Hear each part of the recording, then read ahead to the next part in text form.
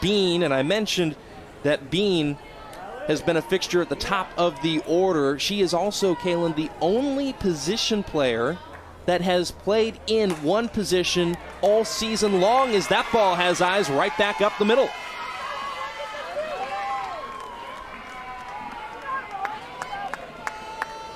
Good start for Lamar and Sam Bean.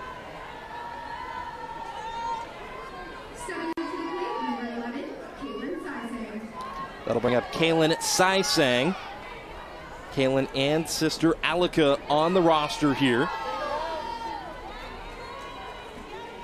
Kaylin comes into this matchup batting 147. Shows bunt.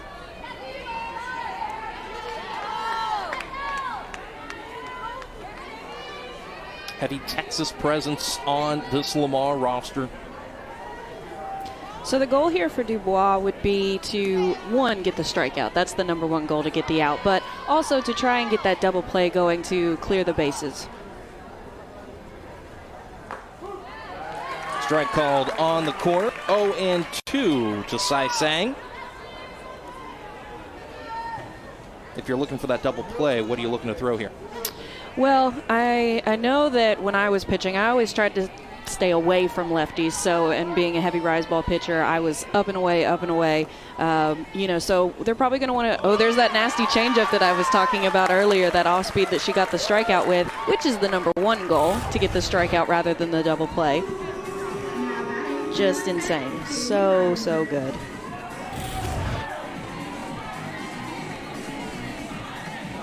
But going back to what I was saying about the double play, you're going to want to stay down to try to get that ground ball so that we can induce the double play. And so that will be the objective of Allie Dubois. She got the strikeout, so that was goal number one. She is joined by Katie Dack, the catcher, and around the infield for the Seminoles, it'll be Avery Weisbrook starting at third, Josie Muffley at short, Devin Flaherty at second, Mac Leonard at first. Out in the outfield, Hallie Waycaser gets the starting nod in left, joined by Janai Kerr and Kaylee Harding in center and in right.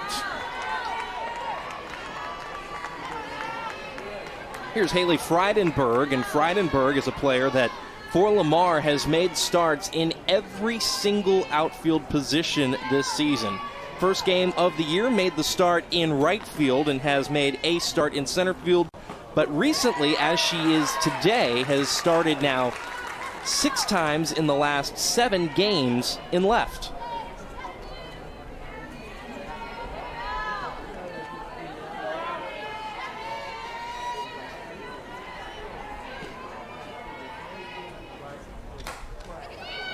Out ahead of her, rolling down the third base line.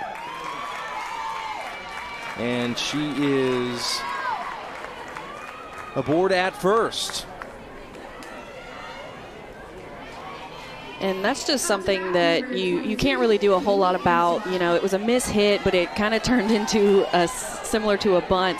Weisbrook, there's not a whole lot that she can do about that. You know, she was playing back, so she had to come up and try and field it, and she got on first.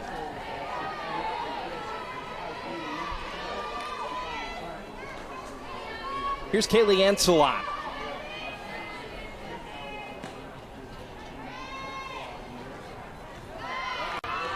Off speed there? Yeah, we're seeing a lot of that off-speed pitch early. Like I said, it's her best pitch, so it makes sense really trying to throw these batters off of their game and mess with their timing. Ancelot herself, an everyday starter, has started every game this year, predominantly as the first baseman, but also as the DP for the Cardinals. Just 2 hits for Lamar against Troy. Again, that game ending moments ago. Ancelot recorded 1 of the 2.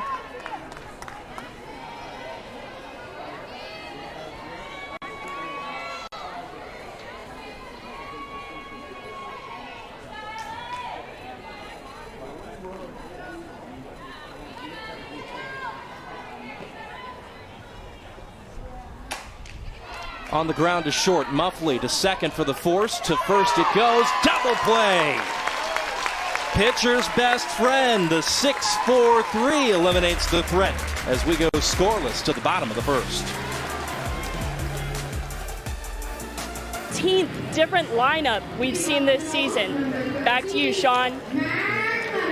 That is the beauty of these early season tournaments, isn't it, Kaylin? The ability to tweak and massage the lineup and see what combination works best. Definitely. In the early season, you want to get as many people in there as you can to get them some experience, because you never know. Like, somebody could pop off and really do well, and then they become a permanent spot in that lineup, and you want to have that. You want to know what you've got going into postseason. And you mentioned the opportunity to maybe pop off and make a name for yourself at the bottom of that Florida State order. Avery Weisbrook, a spot start at third on the hot corner for the youngster. A lot of familiar faces in the lineup. It's Mac Leonard leading things off and lining that toward the Lamar dugout. The Noles will go Leonard, Harding, Dak, Waycaser, Kerr, Edenfield today, the DP, with Dak behind the dish. Flaherty, Muffley, and then the aforementioned Avery Weisbrook. Second time Mac Leonard has led off for the Seminoles this season. Talking a little bit more about Weisbrook, the freshman from California, I asked Coach Rafter, what she thought about Weisbrook, and she said she can glove it. She is a great defensive player, and they're really excited to have her out there today. It'll be cool to see Lamar's starting pitcher, Fedwa Ben Kareem, out of Milan, Italy, working ahead early here, but a great opportunity for her as well.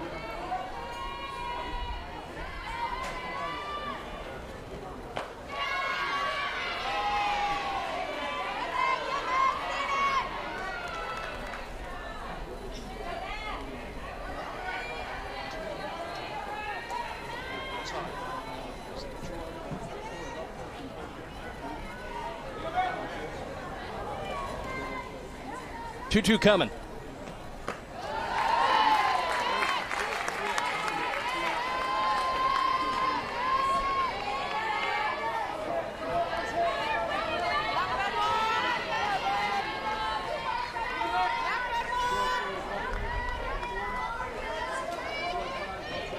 ERA for Ben Kareem at 2.86 coming into this matchup. That one fouled back.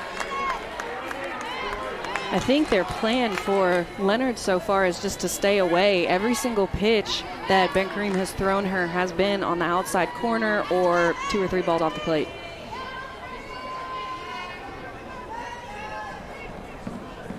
Again, Ben Kareem, a junior out of Milan, Italy. Has done some pretty good work through 14 2/3 combined innings of work leading up to this, and induces the line out to short and Ramirez. Nicolette Ramirez, as I mentioned, making the move from second to short, snagging the line drive and retiring Mac Leonard. As we take a look at the numbers for Ben Kareem. She's a transfer from Odessa College. I've actually played in Milan, Italy with a team right out of there, so I know kind of what they have to work with out there, and I'm always very excited to see when European players get the opportunity to come to the States and play. Well, she has an opportunity to see Kaylee Harding go into opposite field. A nice piece of hitting by Harding for a one-out base runner for the Noles. Stepping up to the plate, number 77, Katie Dack.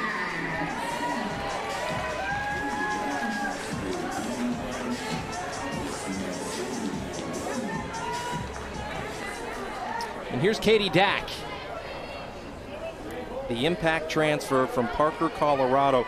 It is early, but I do think, Kaylin, it is safe to call her a very high impact transfer here for the Noles. I completely agree. She has come into this program and just assimilated beautifully. She's had a great bat, just a hot bat. Her swing is gorgeous. Coach Alameda had said that they had recruited Dak before. She ended up choosing Texas A&M, and then with the coaching change, she decided that she wanted to come back, and she fits in perfectly, and coaches said it almost felt like she was coming home. Well, she has come back home in that kind of context, and so far it's been a pretty good week here at home for Katie Dack. A couple of home runs already at the Seminole Softball Complex for Dack, who also leads the team in RBI. They are definitely respecting Dak and her power. trying to throw all around the zone, not giving her anything that she can take out of the park.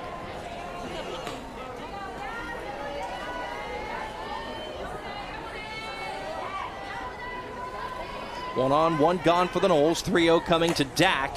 And this one bounces into the glove of Ben Kareem, who gets the force at second. That was a very, very close play at second. Harding still can't believe it.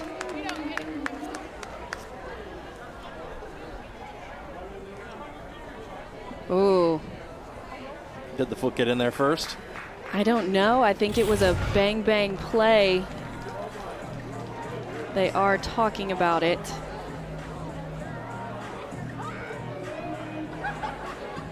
Harding certainly believes that she was safe.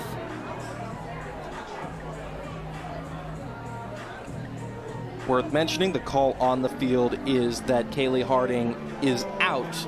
So although she remains stationed at second, that is the call on the field, and so we'll need indisputable video evidence that says otherwise. Yeah, I just don't know. Oh my, I do believe that she got there before the ball, but I just think it's too close.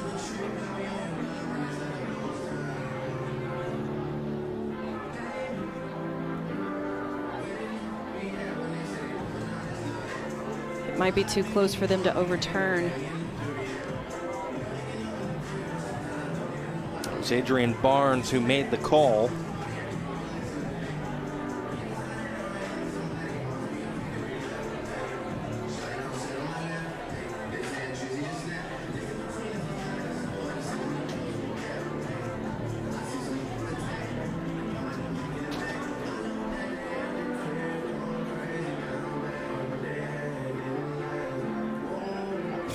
Let's take another look.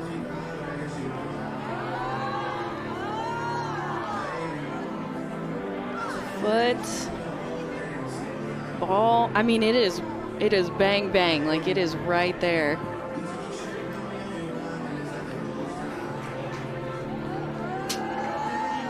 You would like to think that the tie goes to the runner, but we have seen that that's not always the case. Right.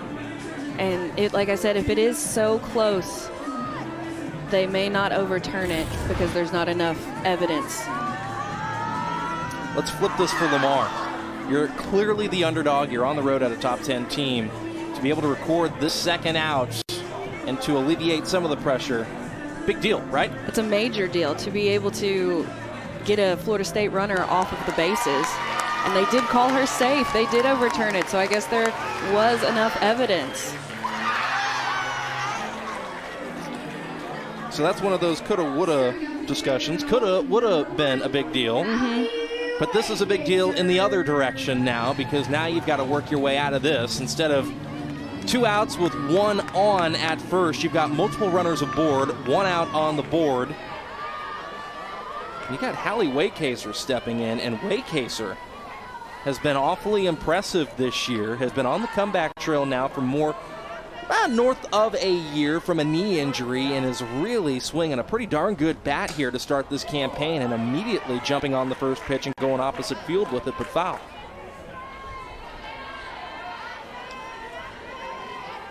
Waycaser has been one of the more consistent hitters for Florida State. Somebody that I believe the coaches really trust in a situation like this. This is the 13th game that Waycaser has checked into. Hasn't started in all of them, only her 7th start by comparison, but Florida State with so much depth, that is part of the tweaking and the manipulating and figuring out who you want starting where, and sometimes you don't end up starting, but you still come in to pinch hit in big moments, and so she's seen plenty of action, to be sure, this season, as Coach Alameda and Team 40 figures out the logistics and the roles here early in 2023. 1-2 here to Waycaser.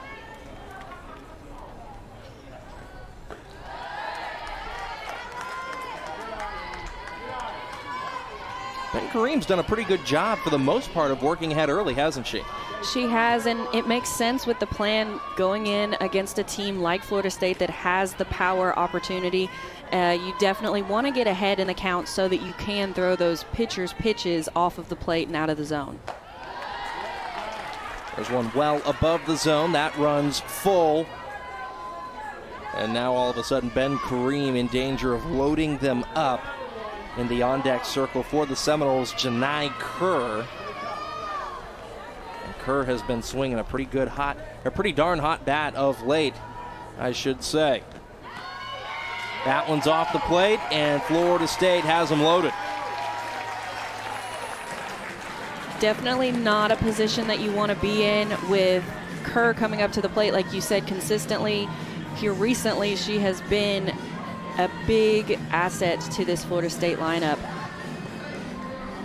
And then you've got Edenfield coming up right after her.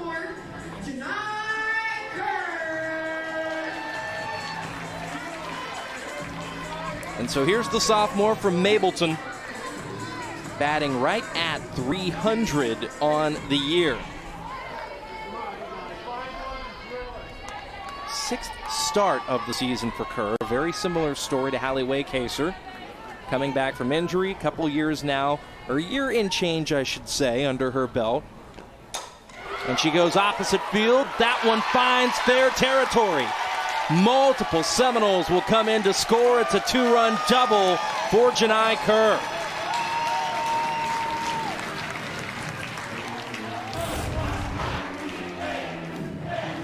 It looks like that was another pitch on the outside corner, and Kerr just takes it and hits a rocket to the fence.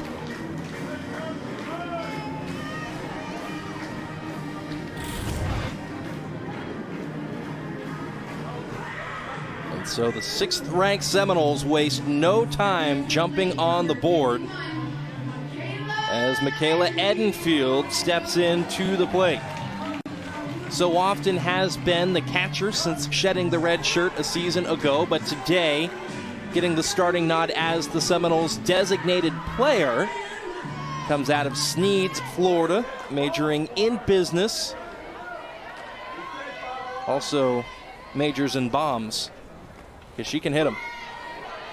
Right, when you have the bat that Edenfield has and you have the potential to hit it to the parking garage, it's really hard to take you out of the lineup. Batting average at .267, has hit a couple of big blasts, has driven in 8 to this point. This one on the ground to Ramirez at short. That'll go to first, and that should also plate a run.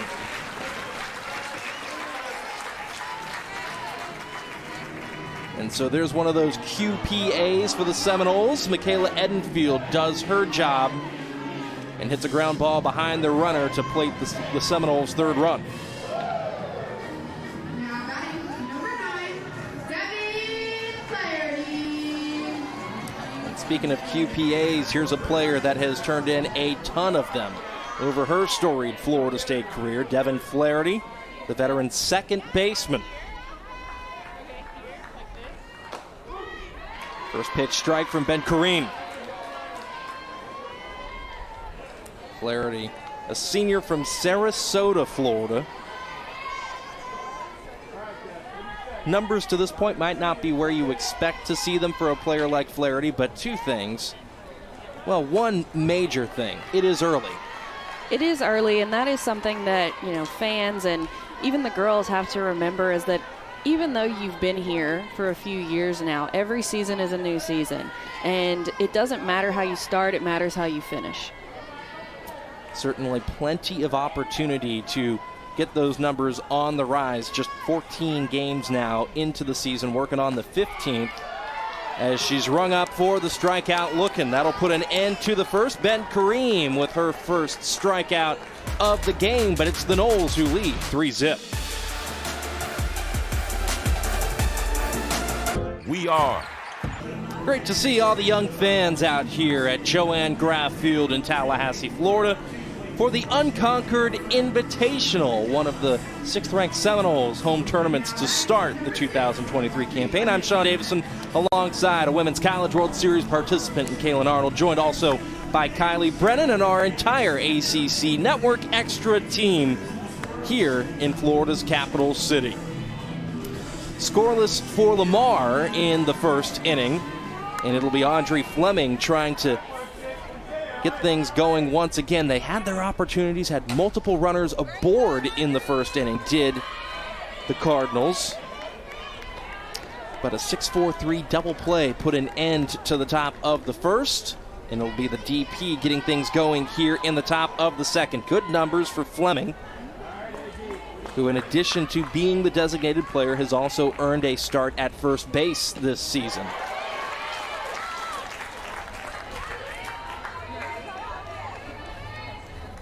I love how Dubois has come out against this first hitter of the next inning and gotten ahead already 0-2 so that she can go in and throw her pitches and try to get her to swing just like that. On the ground to Flaherty. Nice pick and throw in time, one down.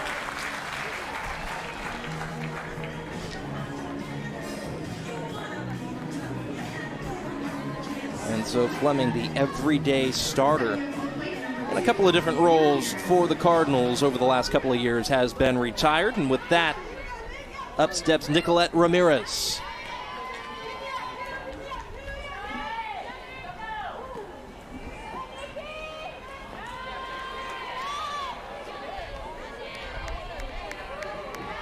One and 0 to the shortstop. Ramirez out of San Antonio, Texas. Has been an everyday starter for the Cardinals in each of the last 3 seasons. That, of course, including this first part of this season, I should say. So we'll call it 2 and change. Here's the numbers for Ramirez. 206 the batting average, has driven in a run in the early part of this season.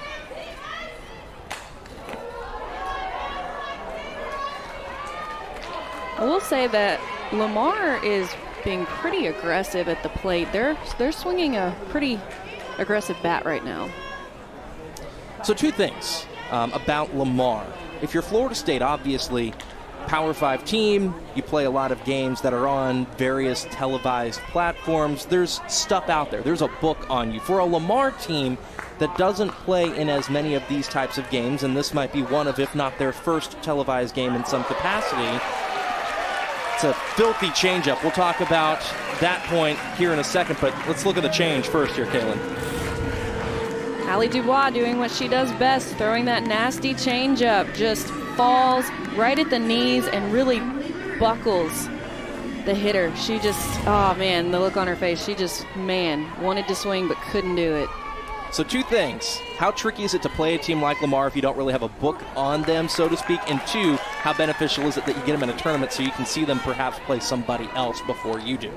Right. Well, earlier in the previous game, there were several Florida State players in the stands watching Lamar play Troy, because you're right, they don't have a whole lot of information on this team, and so you do want to be able to see them and kind of see what they're coming with and how you want to play them, and especially for pitchers, looking at their hitters and seeing, do they swing aggressively? Do they swing out of the zone? Are they going to take a lot of pitches? So it is hard when you don't have that information. You kind of have to figure it out as the game goes along. Tell you what, Allie Dubois is figuring some things out here in the circle in the second. Consecutive strikeouts to end the top half of 2.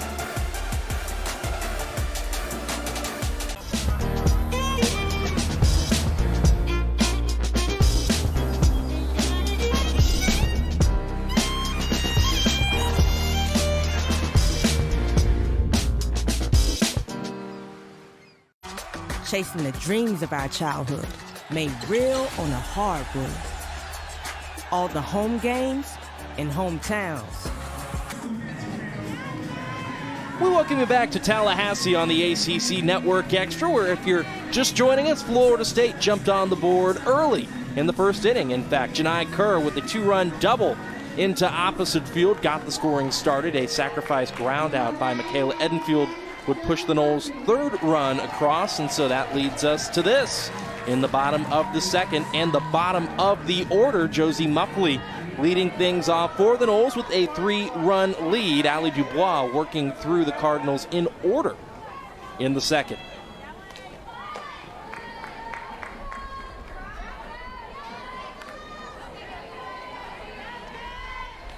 Fedwa Ben Kareem got the call as the starting pitcher for Lamar.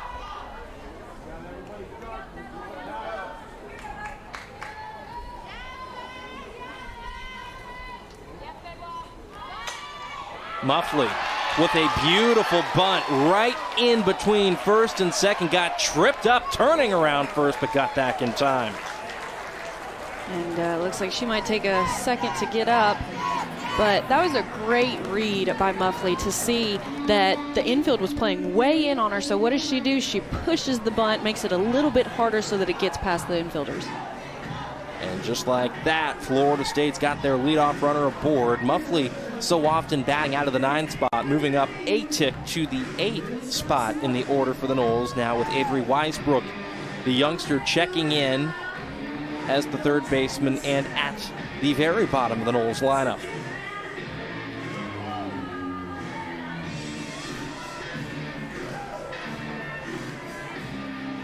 Weisbrook, a freshman from Torrance, California, majoring in sport management here in Tallahassee.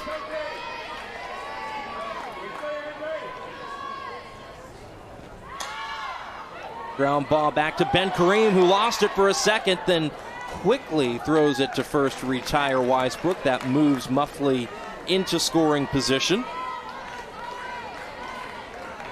And that right there, even though she was able to retire Weisbrook at first, that is what speed will do for you. That hurry up, got to get this ball out of my hand, got to get it to first, and you're not even catching it first. Definitely. And Weisbrook, you know, a little bit of a freshman moment, didn't fully swing at that pitch. Makes sense, you know. I imagine next time up to bat, she's definitely going to learn from that moment. But Muffley did a really good job of reading it and getting to second base, so now they have a runner in scoring position. And that is, as you mentioned, Josie Muffley in place for Mac Leonard, who steps in for the second time. Leonard lined out in the first inning to get things going for the Noles. Pretty well hit ball that she lined into the glove of Ramirez at short. Couple of home runs, 12 batted in for Leonard. On base percentage right at .400.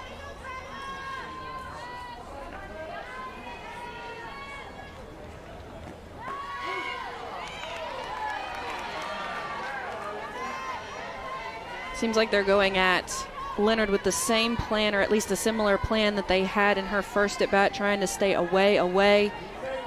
So I'd like to see how Leonard responds. Down in the dirt. And the count goes 3-1.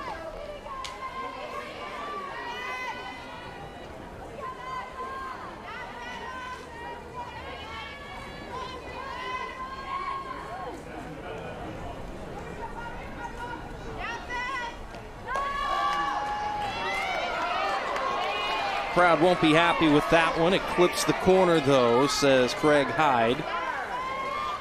And the count runs full to Leonard.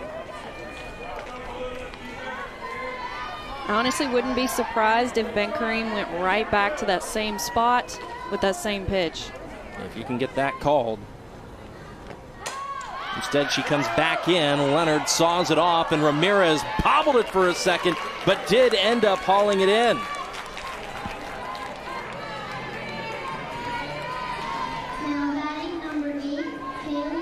And here's Kaylee Harding.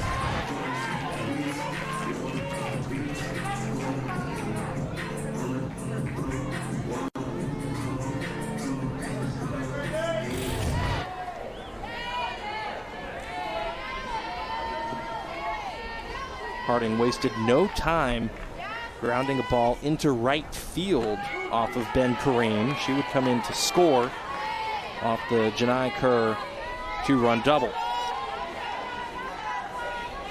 Harding so far this season has been extremely consistent at the plate. She's somebody that Florida State can really rely on doing something every time she gets up there, whether it be a ground ball or a home run. She's been very consistent this season. And when you can combine average with power, you know you're really cooking with some serious heat there, aren't you? Definitely. She is one of the most dangerous hitters in the nation. Got a runner in scoring position, albeit with 2 outs on the board. This one is foul.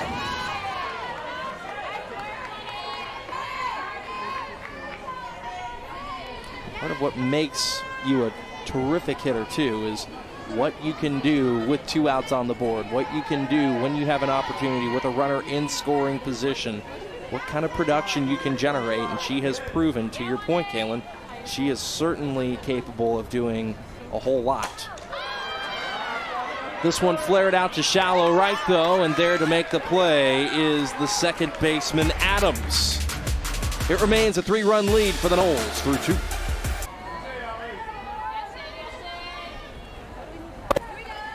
Yeah, so my husband's an alumni from 2010, and I told him for my birthday I just want to come see these girls before they all graduate that we've been following for years, and that's all I want for my birthday. Amazing. Thank you so much for your support. Back to you, Sean. All right, Kylie, thank you very much. How cool is that, Kaylin? Coach Alameda is so intent on growing the game and takes so much pride in that. Fans coming from Baltimore, Maryland to watch the Noles play here at home this weekend. That's a drive for sure, and I know Coach Alameda would be so excited to know that she was here and that they came with their family just to watch the Seminoles play. It means so much, and like you said, she really, really loves the fans, and she loves that family atmosphere. She wants everybody to be a part of it at some point, so I know that would make her very happy. Ground ball here down the line at first, and a nice tag by Mac Leonard with the pick and reaching the hand up to tag out the second baseman, Sydney Adams. I love how Leonard just reacts. She knows that she's about to come running by, and she just sticks that glove out and tags her really quick. Now, I will say, going back to the interview, favorite player, Josie Muffley. Would you drive all the way from Baltimore to watch Josie Muffley? Because I would.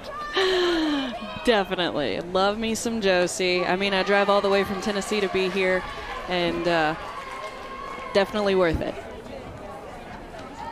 It's been a lot of fun watching Josie, and really Florida State takes such pride in their defense, and we're going to get a good look at it here. We saw Mac Leonard contribute to it right there with the heads-up play, reaching up for the tag. I mean, that's just one of the many calling cards, the quality ones, that has been a mainstay here for this Florida State program. There's so many things that Florida State really, really hammers, and defense is one of them. I remember watching defense practice, and being a pitcher, I was over to the side, but it was one of my favorite parts of practice because everybody was so smooth. We had Sydney Sherrill at third base, just watching her transfer, watching Josie make those Sports Center top 10 plays. Really, really fun, and I was super lucky to get to watch it every single day. A lot of folks certainly would call themselves very much the same, lucky to watch it.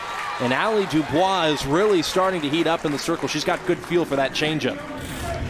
Definitely. She's doing a really, really good job of just really keeping the hitters off of their timing. You can see she gets that ball low and in to the lefty, getting her to swing and miss. Already got 4 strikeouts on the day.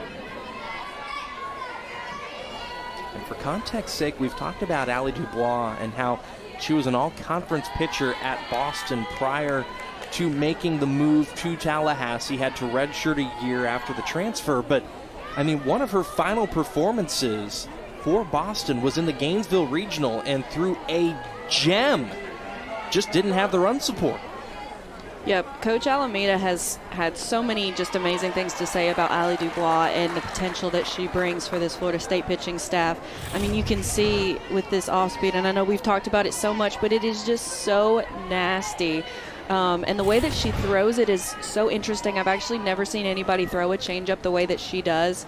She tried to explain it to me, and I still really didn't fully comprehend how she was getting it to do what it's doing. But it is something really awesome, and no one else on the Florida State staff has a changeup like that. So she definitely has something to bring that is going to really mess with the timing of the hitters. Strike called there to make it 2-2. Back at the top of the order, and Sam Bean.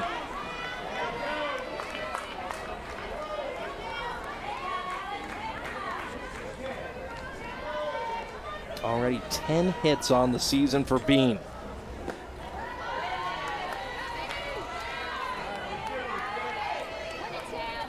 In addition to that, has driven in 7. I'll correct myself. With a hit earlier in this one, that would be 11 hits on the season. On base percentage north of .650. Oh boy! Another just destructive changeup floats in, and there's another strikeout for Allie Dubois. That is a thing of beauty for Florida State starter. Squaring off with Florida Gulf Coast later on this afternoon. Katie Dack jumping on the first pitch she sees from Fedwa Ben Kareem. And that one was hit a long way, but foul.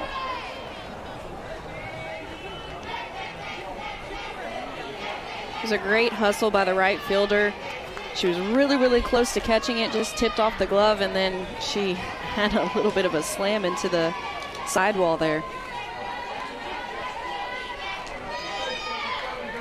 0-1 it goes to Dack.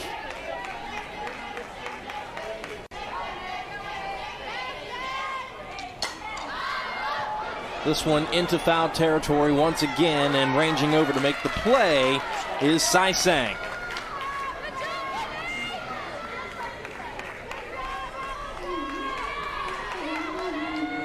It is Alika Saisang in right and Kaylin Saisang in center. So a couple of Saisangs platooning out in the outfield.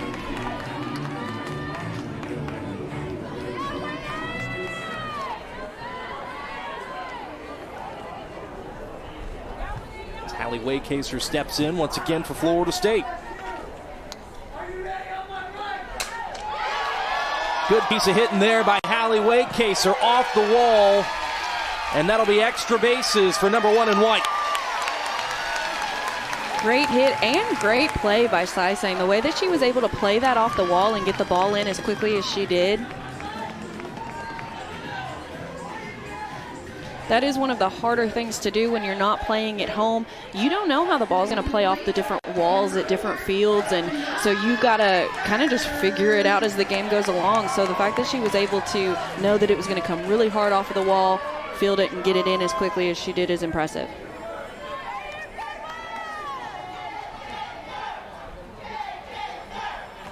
Here's Janai Kerr. Kerr with a 2-run double back in the first. Numbers continue to rise for Kerr. Started a majority of the games a season ago, has been in and out of the lineup this season, but has really made the most of her opportunities here of late, including, as we just mentioned, a couple of innings ago.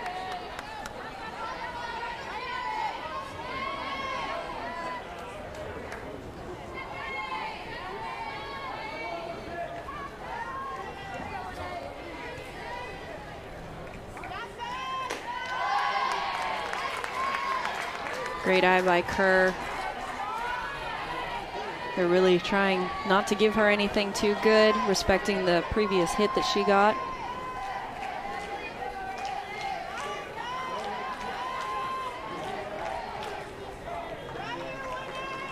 With the hit earlier in this one, Kerr has now recorded hits in each of her last 5 games and has made her way aboard once again. She has really come a long way. In the previous years, she had a hard time overcoming the injury and how it affected her, and then trying to get back into it. Your body's not the same. You have to figure out who you are now as a player, and it's really hard mentally. And so I'm very proud of Kerr coming out and being able to turn things around this season. Great to see Janai Kerr experiencing some success early on this season, as she is now the second Seminole aboard for Michaela Edenfield, who pounces on the first pitch.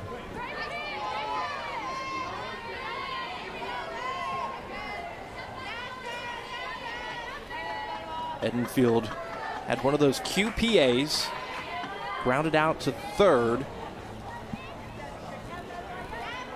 Actually grounded out to short, I should say. It was to short, which allowed a run to score from third.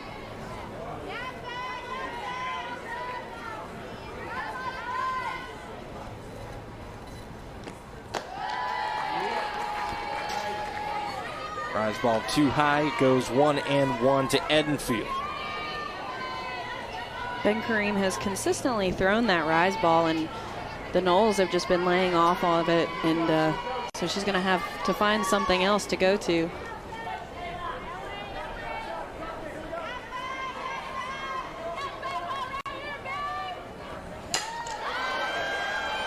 That one hit hard, but she got underneath it a touch. That'll hold the runners at first and second, respectively. Boy, when your mishits sound like that, yeah, it's awfully impressive. Yeah, she just missed it, just got under it.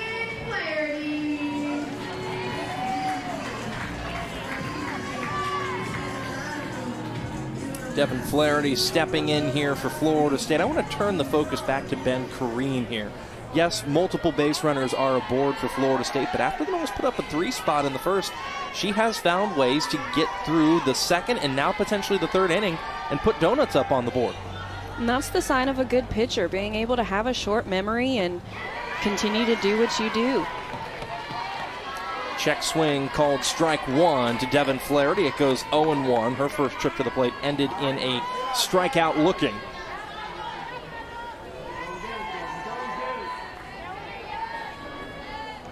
And the point we were making about Devin Flaherty, the number is not where I think a lot of folks expect to see them be for a player like Dev.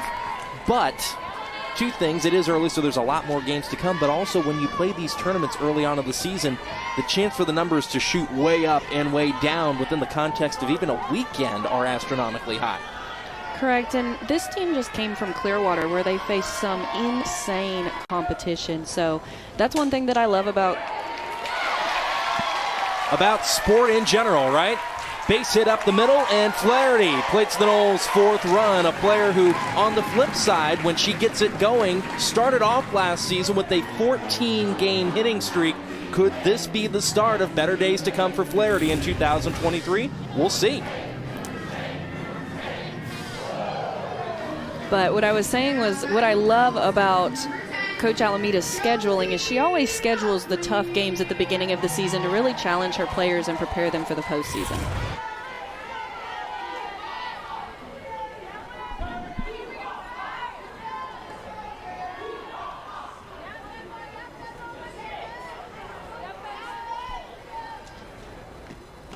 Don't you just love when a scoring play interrupts your story? Yeah, it's great. I'm all for it. So as the Noles push across their 4th run, Josie Muffley steps into the plate. Inside it goes. And Janai Kerr took the extra 60. Heads up base running by Kerr.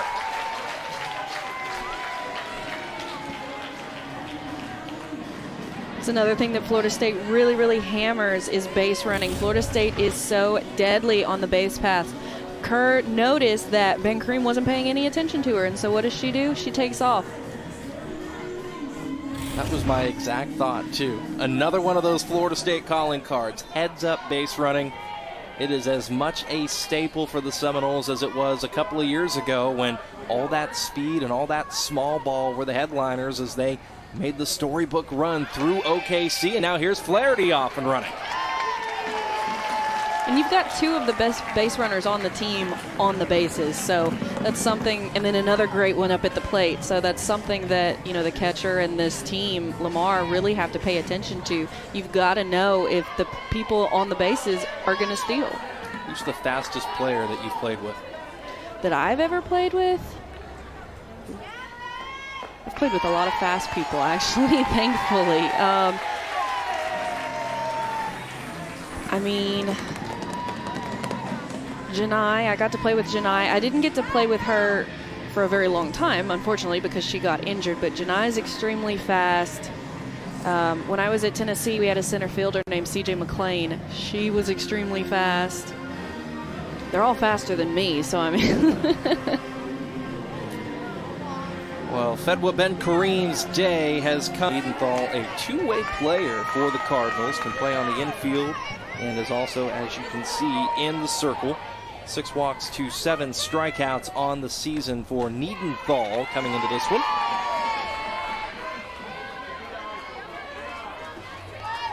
And as she gets to work, she will square off with Avery Weisbrook. So we talked about the fastest player you played with.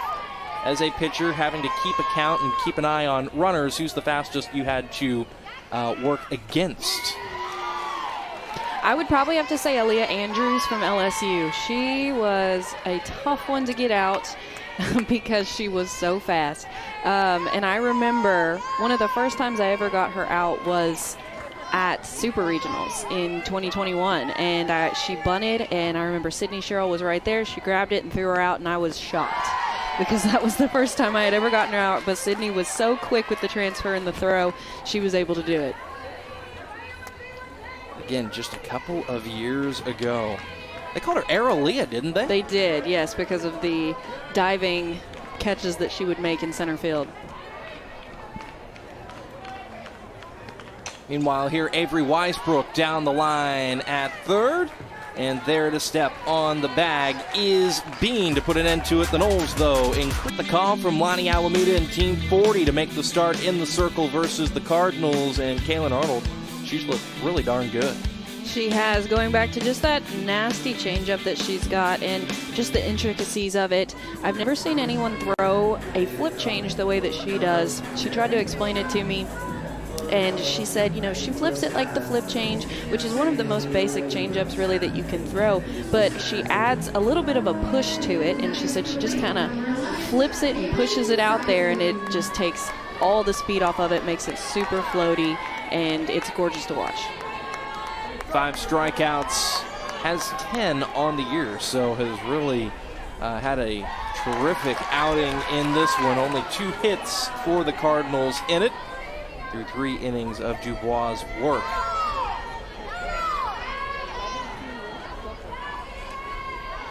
Here's Kaylin Saisang. Struck out the first time she faced Dubois. And quickly the count goes 0-2.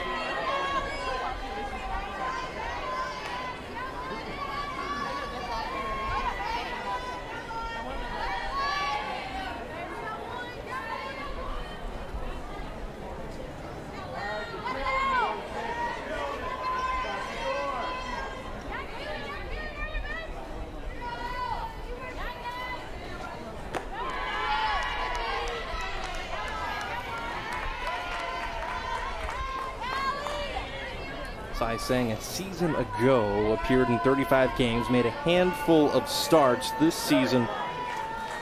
Has started in every game she's played leading into this one.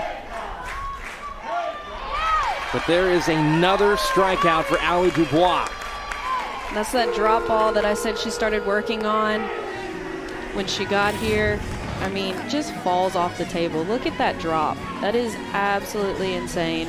Such a beautiful pitch and so effective against that lefty slapper.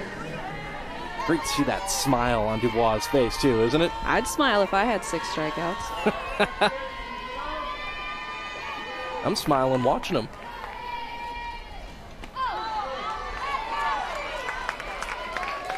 Another one off speed. That one for strike 1. Here's Frydenberg. Couple of singles in the first for Lamar. Bean and Frydenberg each responsible for 1, so they had something cooking early on Dubois. But Florida State was able to turn a double play to get out of that first inning, and it's been absolutely, I don't want to say impossible for the Cardinals to get much going ever since, but Dubois and Florida State's defense have been money ever since. Well, she's just really kept them off balance with that changeup. They don't know when it's coming, but they know that there's a good chance that it's coming, and they're not sitting it. but they're not swinging at it. And so it's really hard as a hitter to have a plan or get a hit when you're not sitting the changeup, but then you're also not hitting the fast. That one down.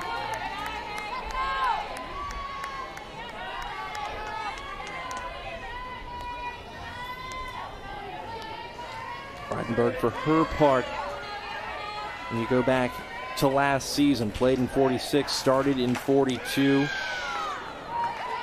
And even the year before that, started in the vast majority of the games she appeared in, so has been a consistent contributor for the Cardinals across her career.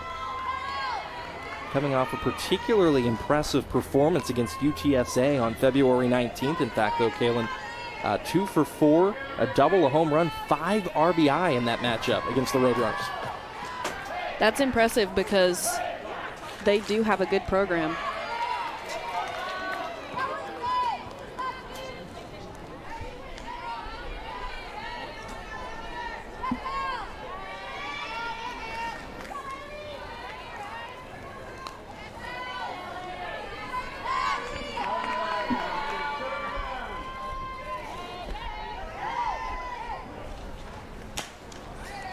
On the ground, Weisbrook. And over to first to Coase. Quality throw by the youngster.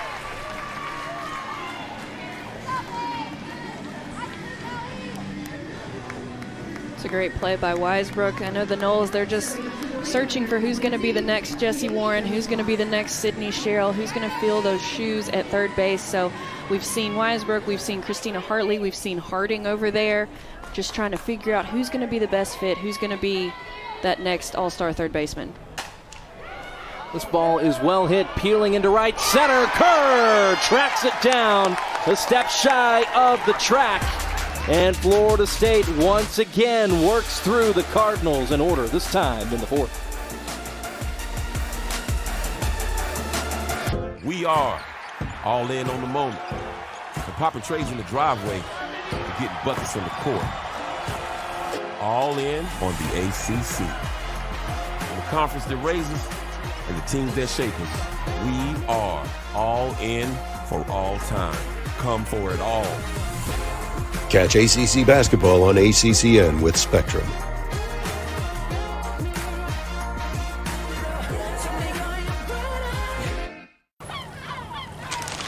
Catch ACC basketball on ACCN with Spectrum. Back for another flounder fish sandwich? And with Spectrum. Where they're gone.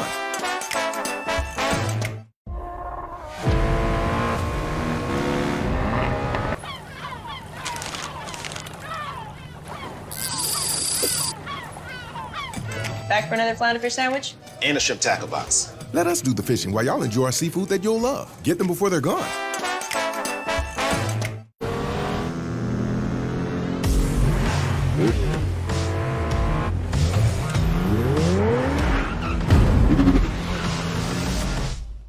It's one fantastic ride. The turbocharged, tech-inspired Kia Forte. Love is true. True Lab created diamonds. The Vera Wang Love Collection, designed for Zales, the diamond. Love is true. True Lab created diamonds. The Vera Wang Love Collection, designed for Zales, the diamond store. Back here on the ACC Network Extra. We welcome you back to Tallahassee on the ACC Network Extra as we take a look at our game summary. It's a whole lot of Florida State. Janai Kerr did the honors early with a 2-run double into left. Then Michaela Edenfield would plate the 3rd run of the first inning with an RBI ground out to short. Then Devin Flaherty. Perhaps the bat starting to heat back up for Dev. A ball that had eyes up the middle squirted through, and that is how Florida State leads it 4-0 through 4 at the Seminole Softball Complex. On the other side of things, Allie Dubois has done a terrific job of keeping Lamar off balance. And this is the kind of start and the kind of experience that can really allow you to build some confidence and momentum, can it, Kaylin? Definitely, and that's something that Coach Alameda is wanting from her pitching staff. She's wanting to be able to use several arms throughout the season, and the only way you're going to be able to do that is, with experience and with that confidence. So I know that this experience has definitely been a good one for Dubois. This one on the ground to Flaherty, no problem at all. And you mentioned that using multiple arms approach. Now, there's still some schools out there, and a couple in the ACC alone, that will ride one or two arms for the majority of the season. But we're seeing that shift, but it's been cool to see how Coach Alameda and this Florida State program have been at the forefront of really moving that change. And they have really been on top of it, not just moving with the times, but kind of being ahead of the times, if you will. The game is changing. You cannot ride just one or two arms anymore because of the offenses, because of the bats. It's a completely different ballgame than it used to be. It's so important now to have a staff. As that line drive sinks into the glove of Janai Kerr.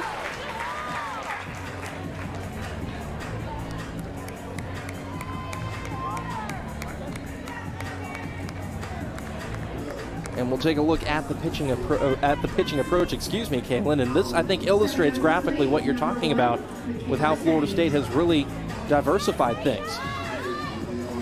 Yeah, all 7 pitchers on staff have appeared in 3+ games. I mean, that's something different. And Coach Alameda was telling me that she's got to do it. The game is different now, and it's so important to be able to have multiple different arms who can show something different, just like that nasty changeup that Dubois has that she just threw. We also saw the number of games in which Florida State has thrown 3 or more pitchers. They had 6 enter the circle against UCLA. I mean, just anybody who can, we'll throw in there and we'll take a look at it. And they saw some good moments from a lot of these arms early this season. It's just finding the right combination, isn't it? Definitely.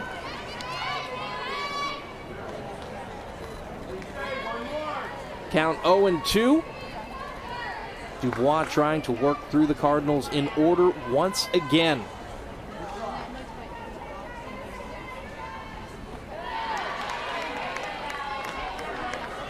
I don't know if anybody else noticed that, but that was 3 changeups in a row that she just threw to her.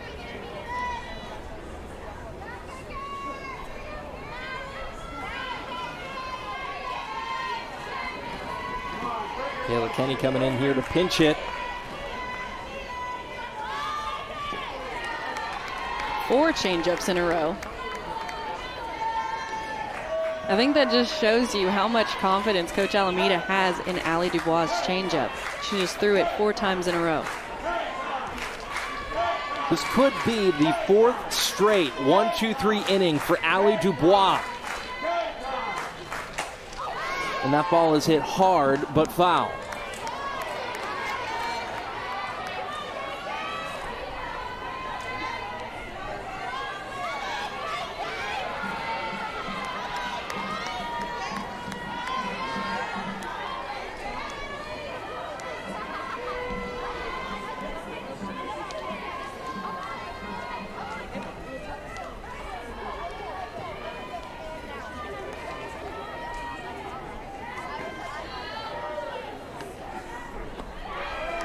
Another changeup from Allie Dubois.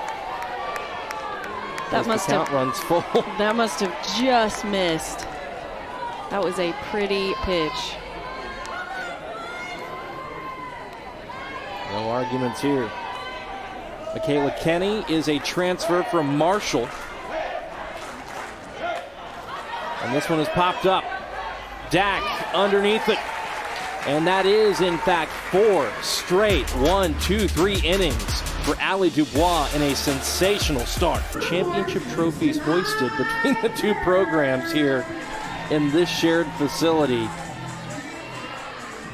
Women's athletic teams in general here on campus at Florida State University have been tremendous.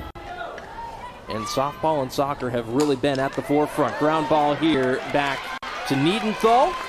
And Kerr is retired by Niedenthal, the relief pitcher. And We were talking in the commercial break about Niedenthal, Kaylin, and you were really remarking about her pitch location. Yes, I haven't seen a tremendous amount of movement from Niedenthal, but what I have seen is her ability to locate her pitches. You really haven't seen a lot of hard hits. Like, all of her pitches have either been jam shots or off the end of the bat. So that just speaks to where she is able to locate this pitch, meaning she's able to hit her spots pretty much on a dime. That's Kaylin Arnold. All-conference team in the SEC, all-conference team in the ACC. Knows a thing or two about pitching. Sean Davison, Kylie Brennan on the call as well, as Florida State tries to perhaps increase their lead here in the bottom of the fifth. Michaela Edenfield, today the DP, so often the catcher for the Noles, takes a big cut. It goes 1-1.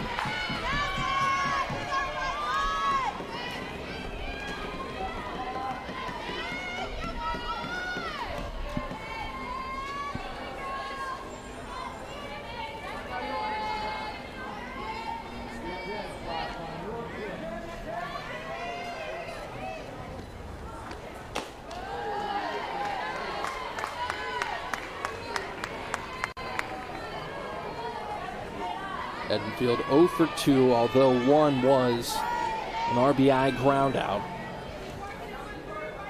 Taking on a pitcher in Niedenthal, who we've complimented her body of work today, is a JUCO transfer, who again is a two-way player last year in the JUCO ranks, batted .439 and was second team all-conference. That's pretty great. Solid numbers, I'd say. That's pretty solid.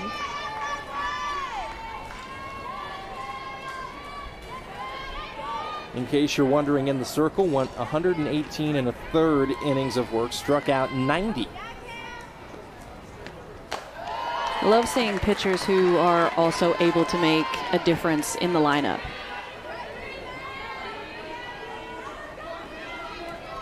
On Florida State side of things, their own number 13, Mac Leonard, is one of those.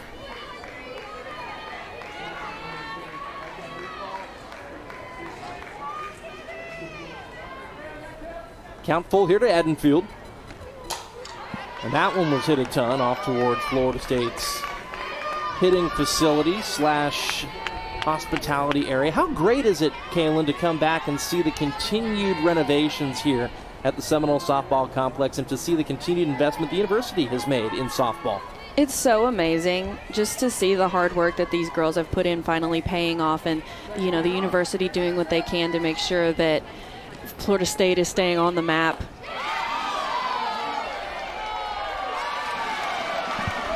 And Michaela Edenfield is going to be sent to the dugout, rung up for the strikeout on a check swing. I'm not sure if she did swing. Okay.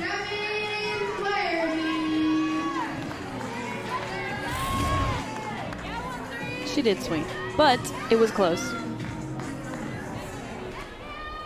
And with that, up steps Devin Flaherty.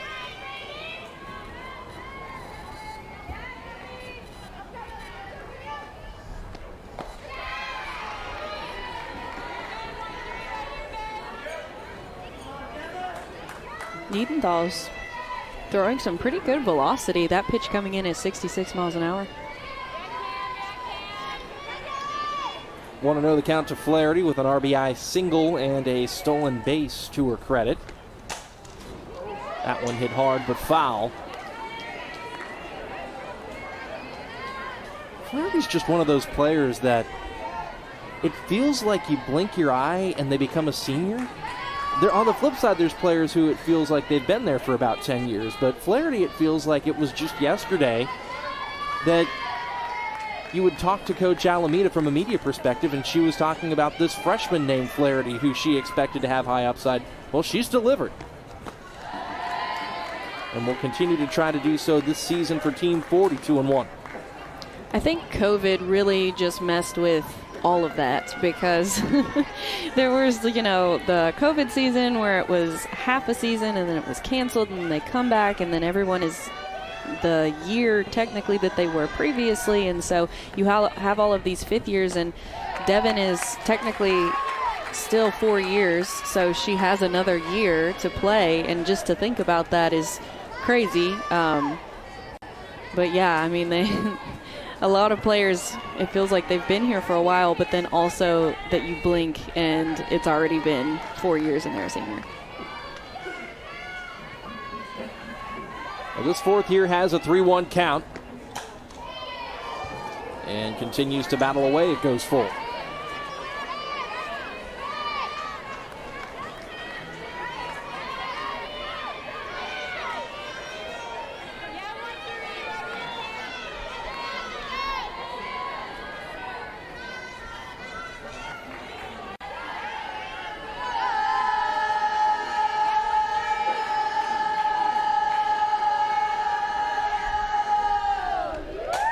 Ground ball, gloved by Niedenthal. Off to first it goes, and there's another quality inning of work for Niedenthal. The lead remains 4-5 for the Noles. Over the Lamar Cardinals out of the Southland Conference, Janai Kerr's 2-run double in the first got the scoring started for the Noles, who had played another couple of runs off an RBI. After running into a little early trouble with a couple of base knocks by two of the top three hitters in the Cardinals order, and Sam Bean and Haley Freidenberg, was able to get out of trouble. Ended the inning, in fact, by inducing a 6-4-3 double play, and ever since then has worked through the Cardinals in order. So has really flipped the page, impressively so, as she now inherits Brooke Davis coming in to pinch hit. Davis, a player who made a couple of starts up the middle of the infield earlier this season for the Cardinals, waves through the change 1-1. Dubois has really settled in. She has done a fantastic job of mowing down these Lamar hitters and just staying consistent, really.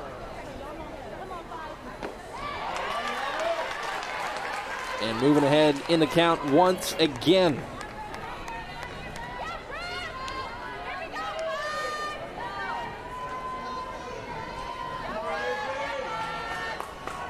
Chance for yet another strikeout for Allie Dubois.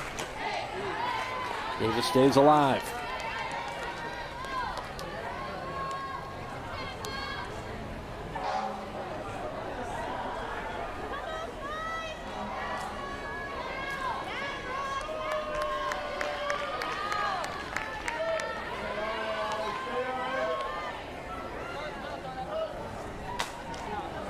That one just foul. 6 strikeouts in this one for Allie Dubois.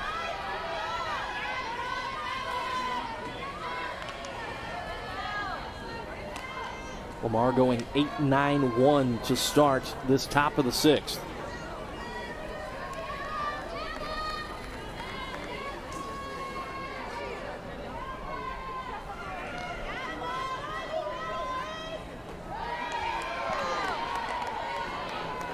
A little high, not a bad miss. What I am looking at right now is the pitch count. 63 pitches in 6 innings. It is extremely good.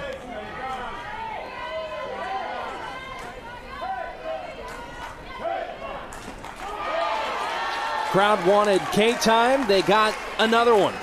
That is Dubois' 7th of the game.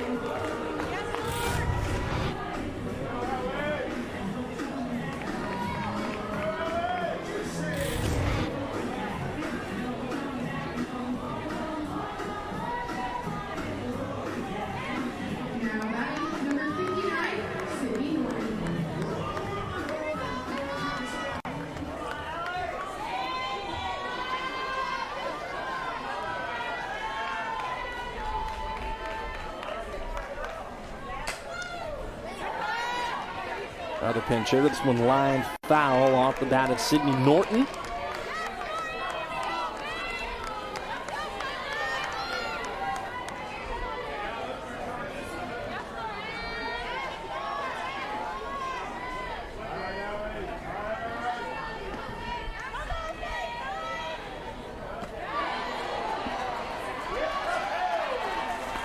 Oh, and 2, another off-speed offering. That pitch coming in at 45 miles per hour. That is just knee buckling. That is so slow in change in speed. It's so hard to adjust to something like that. Strikeout number 8 for Allie Dubois. That is a season high for her. And she continues to just pile up Ks in the count. Beautiful pitch. Her career high is 14. That came against Merrimack College in her final season with Boston. Again, you've got to go back a couple of years when you include the redshirt year in between when she transferred from Boston to Florida State.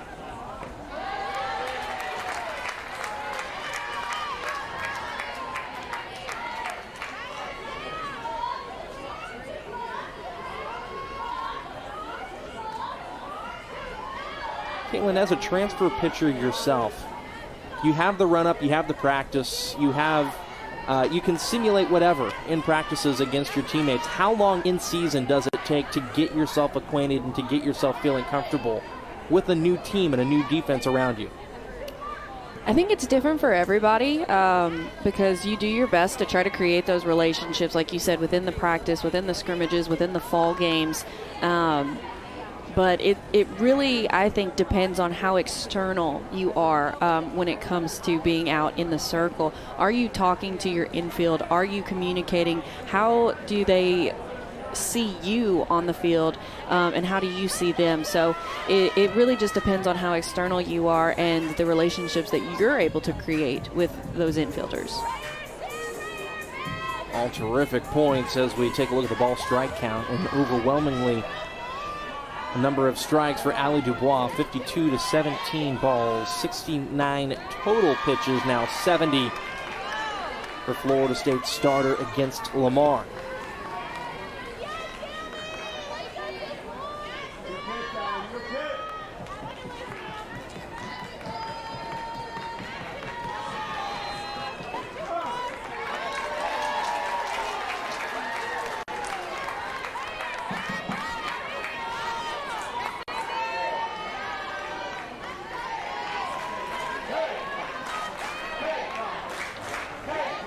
A strikeout would be her 9th.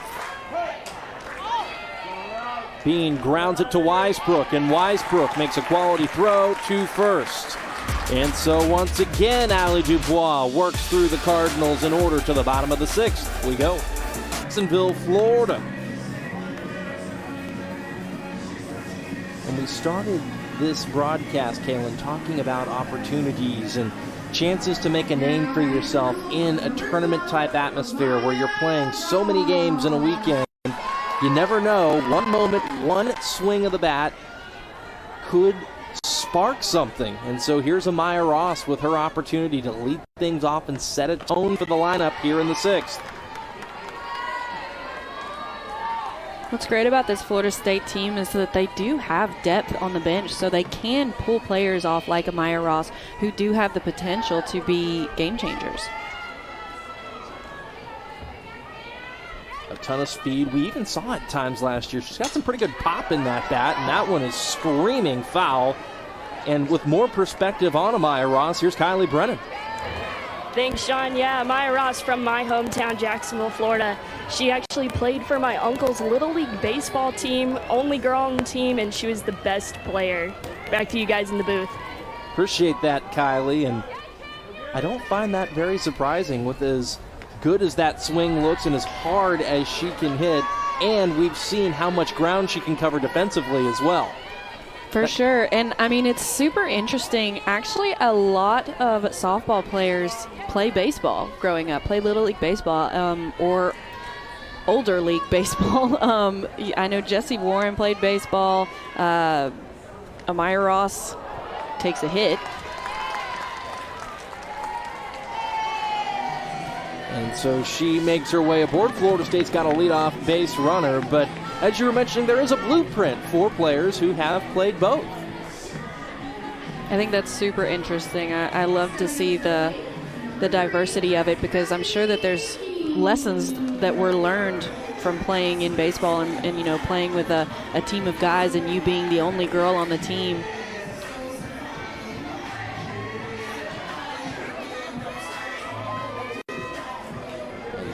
Ross, who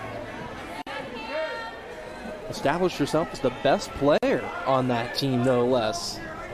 Sets a tone here in the 6th for Florida State, off and running with the pitch, and will be stationed in scoring position. And there's another little glimpse at some of the chaos. Credit to the second baseman, Sydney Adams, after the bobble, got it back and was able to make the flip to first to retire a Florida State base runner. But Amaya Ross running with the pitch, got the defense moving, and King nearly was safe at first as well.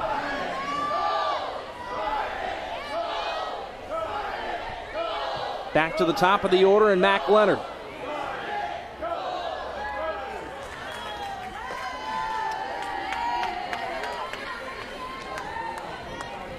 Leonard 0 for 3. Again, mentioned at the first part of the show when we introduced her as the leadoff batter. This is the second time that she has batted at the top of the Noles order this season.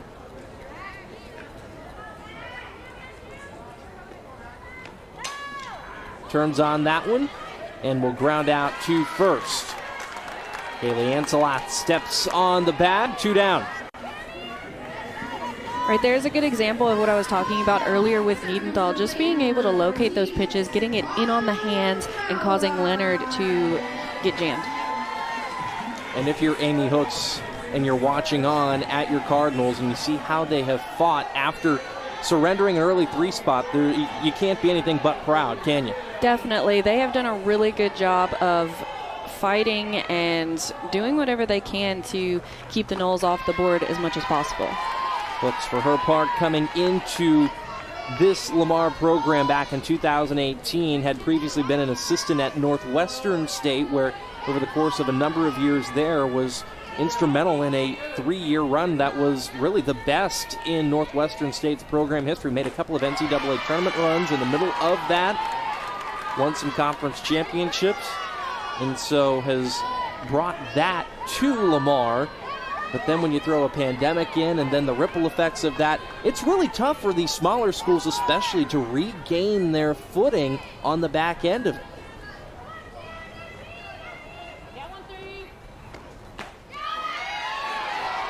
Pitch just off the corner by Niedenthal.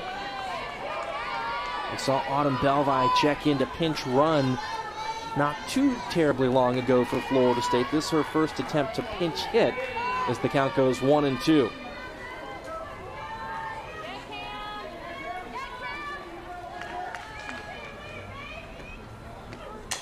Ross on at third, and that one was fouled.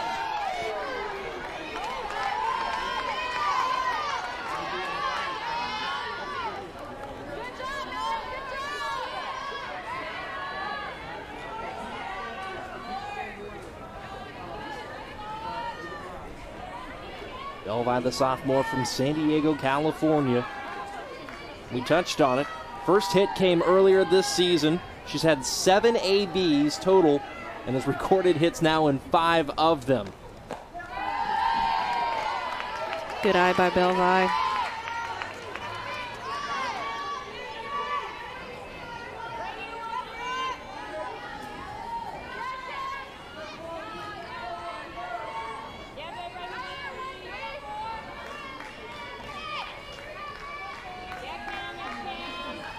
Every single trip to the plate, she has put a ball in play. No walks, no strikeouts. Limited sample size, but you can get an idea here as she continues to battle away and fouls pitches off that this is the MO for Autumn Belvi.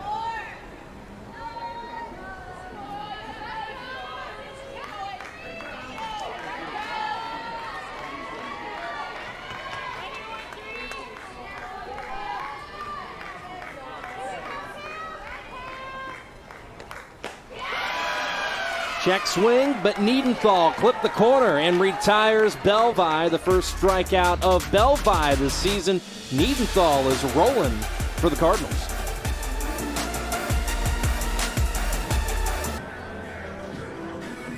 Back here in Tallahassee, and we'll introduce you to Florida State's new pitcher, Emma Wilson. Checks into the circle to close this one out, the senior from Dallas, Georgia, as we take a look at her scouting report. Emma has an impressive spin rate. She comes in and she's going to throw, you know, a curveball. She's going to throw a drop ball. She's going to try to get you with that spin, and got a lot of movement on her pitches. A couple of innings of work this season. This will be her 4th appearance.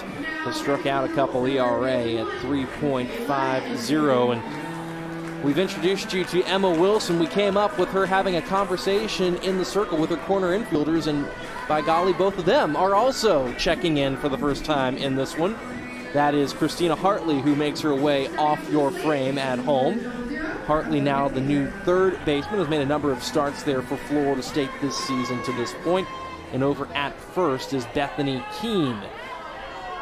We've talked about this already, but early in the season, get people in different places, see what they look like.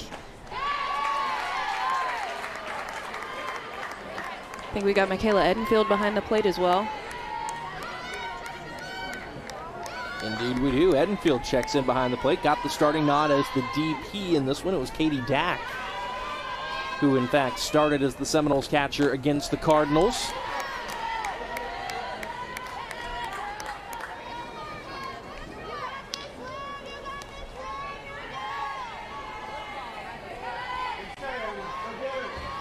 A terrific start for Allie Dubois. Emma Wilson entrusted to put a cap on it.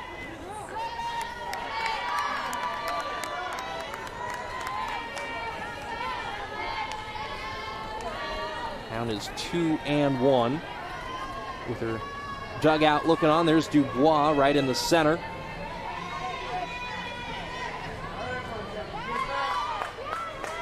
Eight strikeouts for Allie in her start today. 3-1.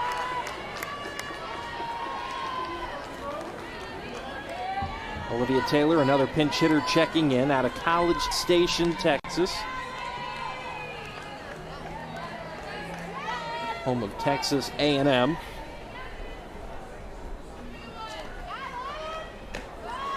And she earns the leadoff walk.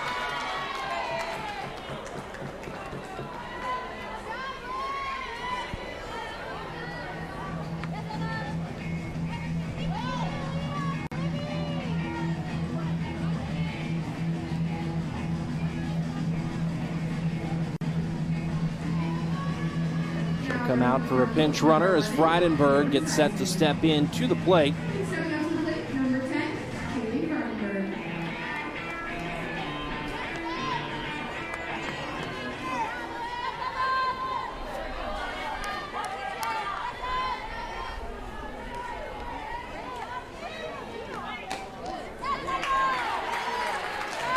Saisang coming in to pinch run. Saisang actually got the start in center field.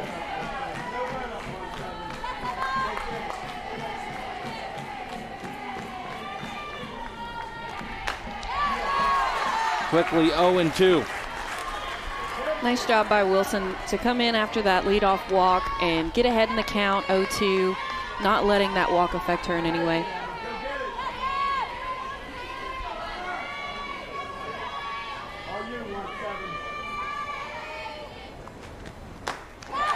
And down goes Freidenberg, a strikeout for Emma Wilson. Going upstairs for it.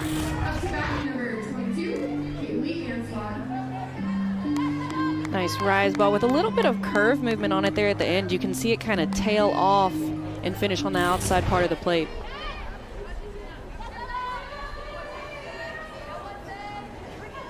So after Emma Wilson's first strikeout, she now inherits Kaylee Ancelot.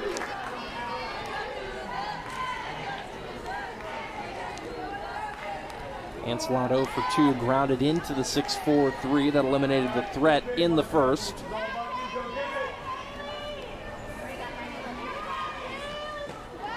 That one down and in, and off goes Saisang.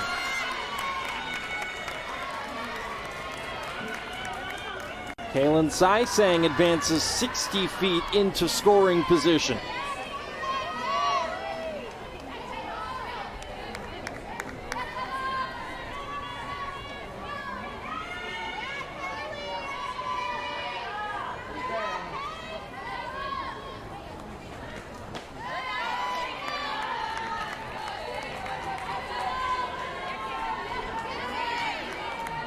Ancelot, for her own accord, a JUCO transfer out of Angelina College. All-region honors, all-American honors in the JUCO ranks, was also on the 2019 JUCO World Series All-Tournament team. That's nice. I know the JUCO world got some really good athletes in it. Being able to bring them up after their 2 years and get them an opportunity to play 4-year ball.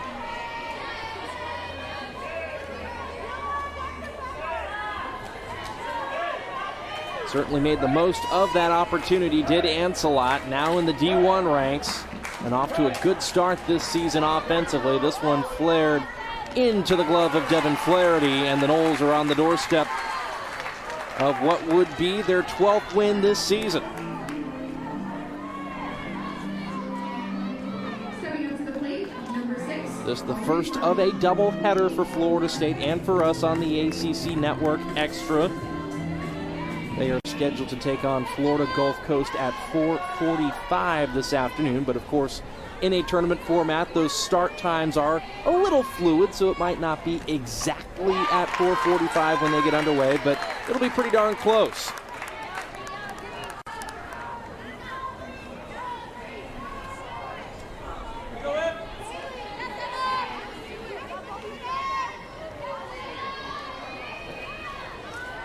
Oh, and 1 to Fleming, the DP. That one hit a ton, but foul. That's that curveball that I was talking about from Emma Wilson. The previous pitch, she throws it, gets the swing and miss. Next pitch, she gets the foul tip.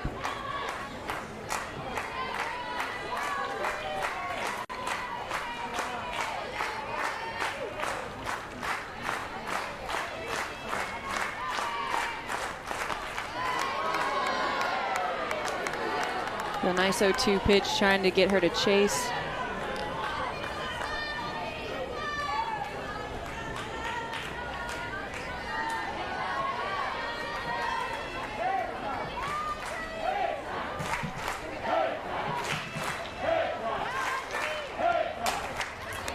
Ground ball. Flaherty collects it and fires to first to put an end to it. And Florida State wins their first game of the Unconquered Invitational, at least on this Friday afternoon. They won their first one against Florida Gulf Coast yesterday 4-0 over Lamar.